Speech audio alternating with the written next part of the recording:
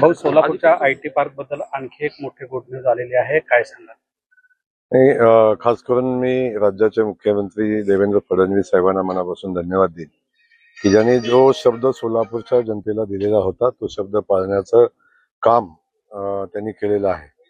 आणि आपल्या सगळ्यांना माहिती आहे की आयटी पार्कसाठी होटकी येथील 576 गट नंबर मधील 20 हेक्टर जमीन ते औद्योगिक महामंडळाला हस्तांतरित करण्याचे आदेश आजच विभागीय आयुक्त पुलकंडवार यांनी कलेक्टर महोदयांना केलेले आहेत.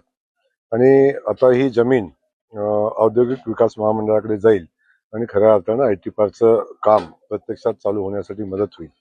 त्यामुळे सोलापूरच्या जनतेला माननीय मुख्यमंत्री महोदयांनी जो शब्द दिलेला होता तो शब्द पाळण्याच्या दिशेनं पहिलं पाऊल उचललेलं आहे.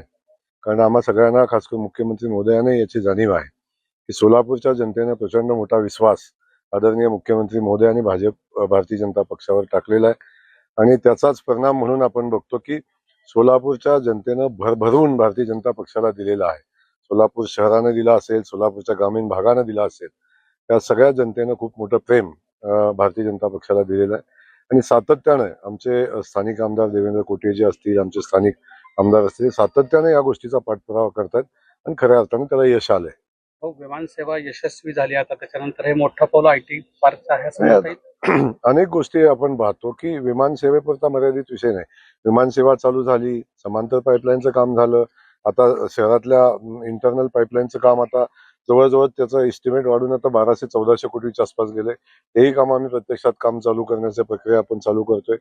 त्यासोबत वस्त्रोद्योग महामंडळाला, वस्त्रोद्योग व्यवसायाला ज्या इचलकरंजी बेसवर ज्या सवलती द्यायच्या होत्या त्याही संदर्भातली बैठक आम्ही येणाऱ्या अधिवेशनामध्ये आम्ही लावतोय आणि त्या सवलती लवकरात लवकर आमच्या बांधवांना कशा देता येतील याचाही प्रयत्न आपण करतोय.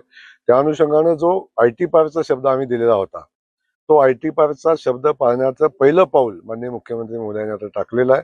आणि आपण बघतो की आता जमिनीचं हस्तांतरण झालं की प्रत्यक्षात आयटी पार्कच्या कामाला सुरुवात होईल. त्यामुळे अशी अनेक कामं आपल्या सगळ्यांच्या समोर आहेत की जी कामं शहराच्या विकासाच्या दृष्टीने खूप महत्वाची आहेत. आणि ते भविष्यात ही कामं पुढे घेऊन जाण्याचा निर्णय भारतीय जनता पक्षाने घेतलेला आहे.